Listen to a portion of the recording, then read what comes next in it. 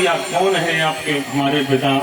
तो मैया ने कहा तेरे पिता और कोई नहीं, यहाँ के जो महाराज उत्तानपाद हैं वही तेरे पिता हैं, जो उत्तम है वो तेरा भाई है। ध्रुव की इच्छा हुई हम भी अपने पिता से मिलने जाऊंगा, और एक दिन ध्रुव जी जाते हैं। एकदा सुरुचे पुत्र मकंकमारोप्य लालयन् उत्तमं रारुरुक्षन्तम् ध्रुवं राजाभ्यनंदत। क्रीड़ा करते करते ध्रुव जी राजमहल में जाते हैं। देखा महाराज उत्तानपाद अपने छोटे बेटा को दुलार रहे हैं, प्यार कर रहे हैं। ध्रुव जी ने दोनों हाथ पसारे हैं।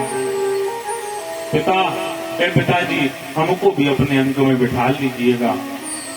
महाराज उत्तानपाद की बड़ी इच्छा हुई कि हम अपने बेटा को उठा करके अपनी गोदी में बैठा लें, लेकिन उनकी दृष्टि पड़ी है तो सुरुचि की तरफ पड़ी है। उसकी तरफ देखते हैं, कभी ध्रुव की तरफ देखते हैं। जैसे ही हाथ बढ़ाया है चिल्ला करके कहती है सुरुचि ठहर जाइए महाराज जी। कौन अभागा पिता होगा कि जो अपने ही बेटा को अपनी गोदी में न बिठा सके? बड़े दुखी हैं महाराज। कहने लगी सुरुचि न वत्सनृपते दृष्टिम भवान रोडुमर्हति, भगवान न आरोडुमर्हति, तुम अपने पिता के सिंहासन पर बैठ नहीं सकते, पिताजी की गोद में नहीं बैठ सकते। ध्रुव ने कहा क्यों नहीं बैठ सकते? बोले न गृही तो मया वत्स कुक्षा बपि नृमात्मजा। अरे राजा के बेटे इसलिए नहीं बैठ सकते कि तूने मेरे गर्भ से जन्म नहीं लिया है। अगर तुझे अपने इस पिता के सिंहासन पर बैठने का इतना ही शौक है, इतना ही बैठने की इच्छा है, तो जा जंगल में चला जा, तपस्या कर, इस देह का त्याग कर दे और भगवान से प्रार्थना करना कि अब की बार मुझे सुरुचि मैया के द्वारा जन्म दे भगवान, और तब जाकर के तू सिंहासन पर बैठने का अधिकारी होगा। फिर माता के ऐसे वचन सुने हैं, बालक के नेत्र सजल हो जाते हैं, रोने लगा। और जैसे श्वास सर्प के डंडा कोई मार देता है तो जोर जोर से श्वास खींचता है सर्प, उस प्रकार से बालक श्वास खींचता है और कहता है मौसी क्या कहती हो? कि मौसी कहो न ऐसी बात, मौसी कहो न ऐसी बात, मुझे दुख बहुत सताता है। मौसी कहो न ऐसी बात, मुझे दुख बहुत सताता है।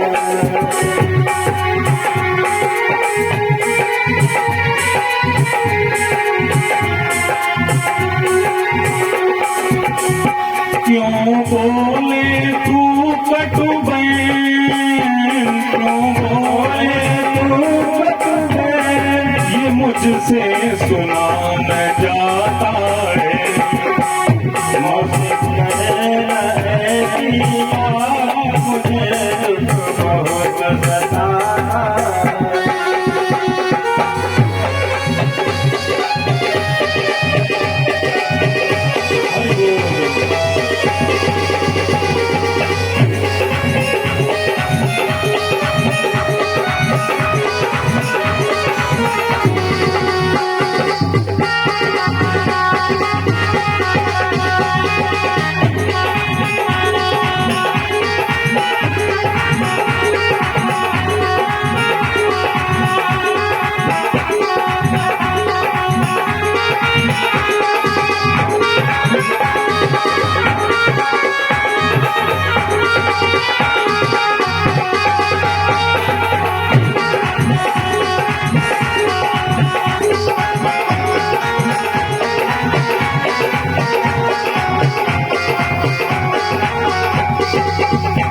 निज मातु पास में रहता था, निज मातु पास में रहता था, दुख मान हानि सब सहता था, दुख मान हानि सब सहता था। मैंने जब पिता पता पूछा, मैंने जब पिता पता पूछा, मैया ने पता बताया था।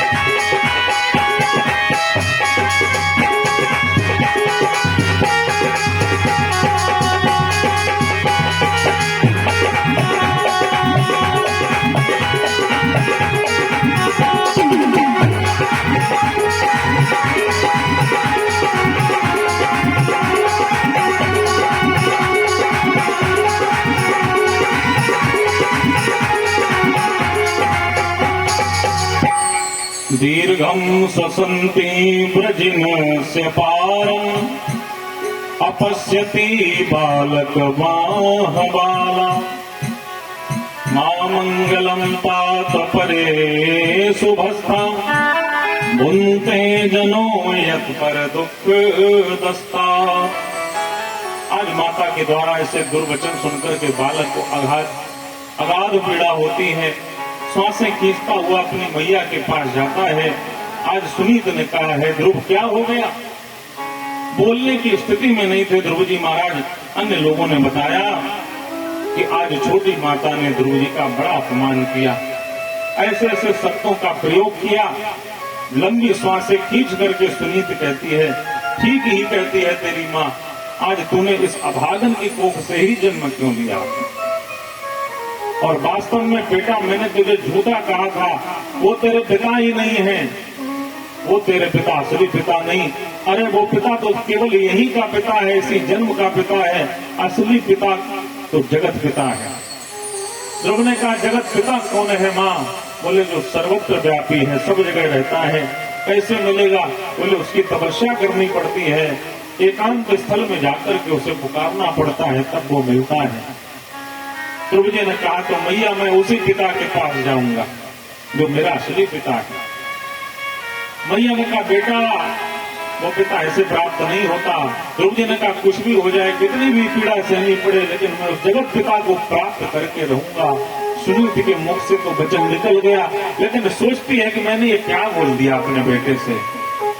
आखिर मेरा ही वो एक सहारा है, हृदय का टुकड़ा है, और ये कहीं मुझसे दूर हो गया तो मैं कैसे रह पाऊंगी, ऐसा विचार करती है माँ।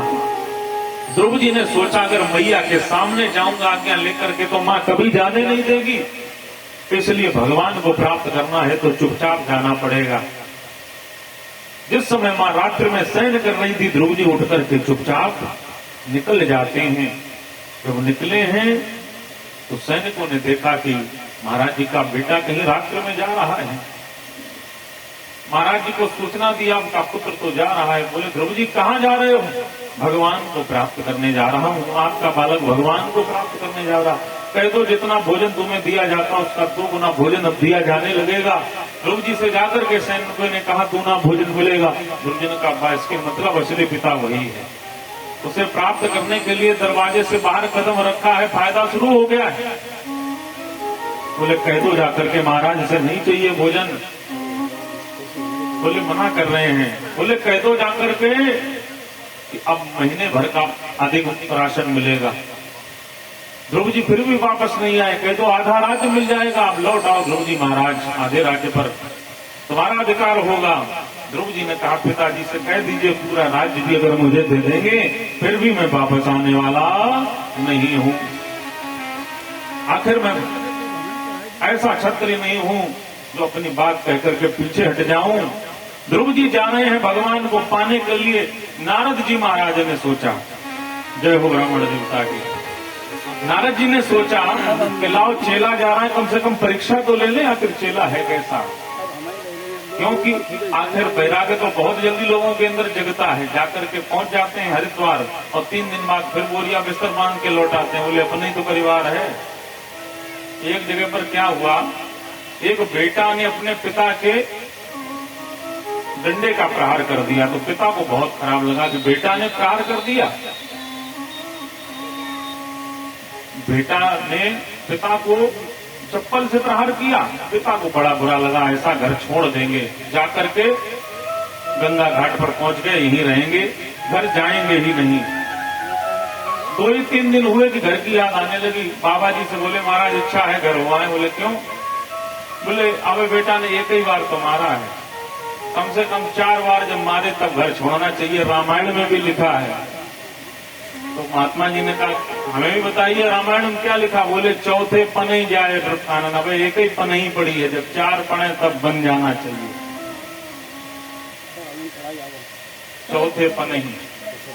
तो उन्होंने कहा, चौथे पन का मतलब पने ही नहीं है, चप्पल जूता नहीं है। इसका तात्पर्य क्या है, चौथा पन जब आ जाए तब भगवान का भजन करना चाहिए। तो लोग भी अपने मनमुखी अर्थ निकाल लेते हैं। तो बोले, 4 बार मारे तब जाना चाहिए। ध्रुव जी ने कहा मैं वापस आने वाला नहीं। नारद जी ने मिले रास्ते में, आ रहे थे देवर्षि नारद जी, आवाज आ रही थी, वीणा के सुंदर तारों से आवाज आ रही थी, श्रीमन नारायण नारायण नारायण, भजमन नारायण नारायण नारायण, श्रीमन नारायण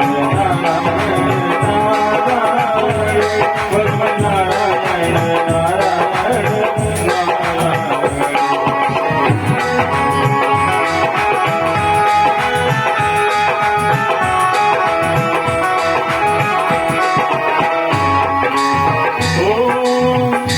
लक्ष्मी नारायण नारायण नारायण, लक्ष्मी नारायण नारायण नारायण, बद्री नारायण नारायण नारायण, बद्री नारायण नारायण नारायण, श्रीमन नारायण नारायण नारायण, भजमन नारायण नारायण नारायण।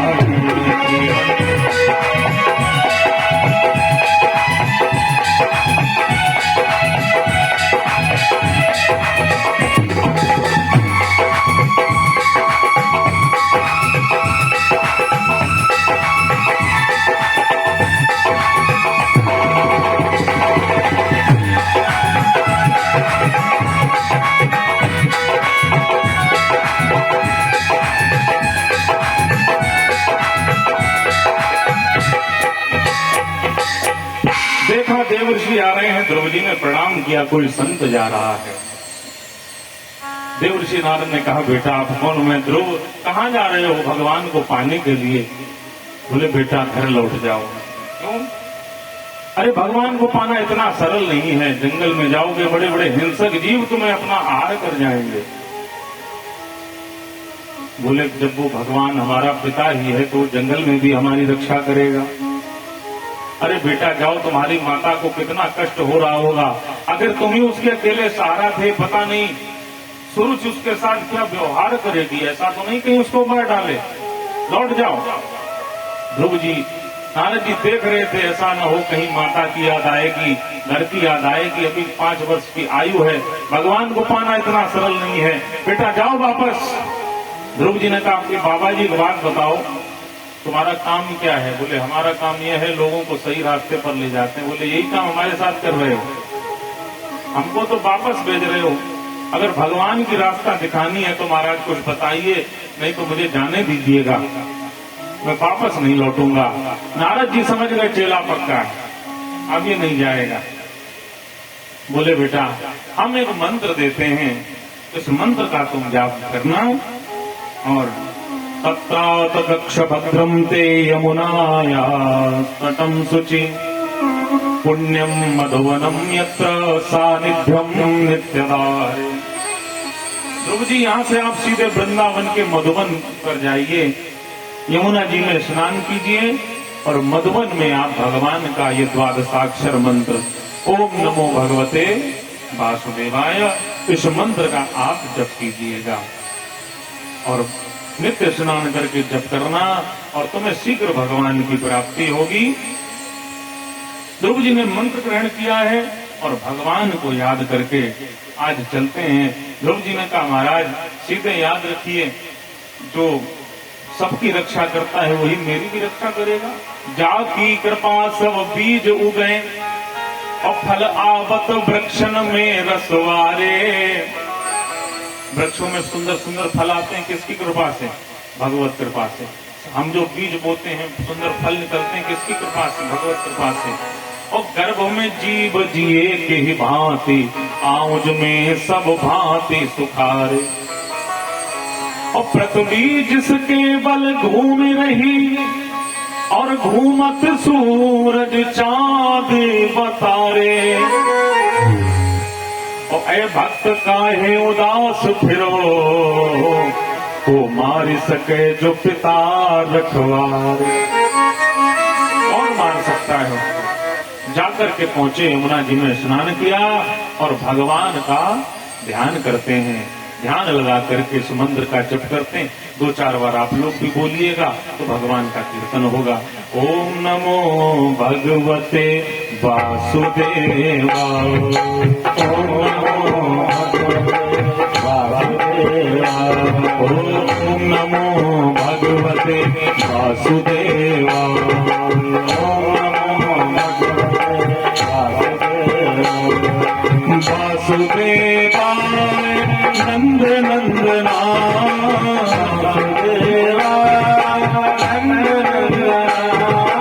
वासुदेवाय मेरो नंद नंदना,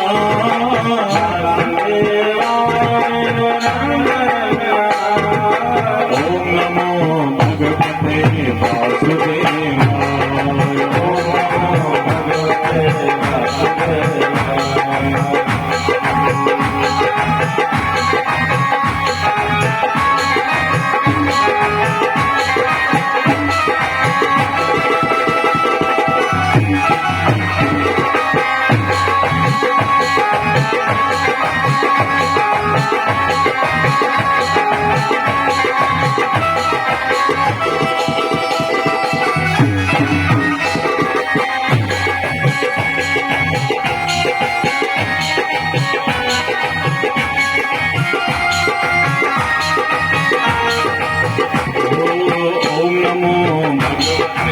वासुदेवाय, ओम नमो भगवते वासुदेवाय, ओम नमो भगवते वासुदेवाय, ओम नमो भगवते वासुदेवाय, वासुदेवाय वासुदेव। ध्रुव जी ने भगवान के लिए तप किया, और जब तप किया तो कैसे तप किया है। पहले ध्रुव जी ने क्या किया, 3 दिन तक भोजन करते हैं, 3 दिन पश्चात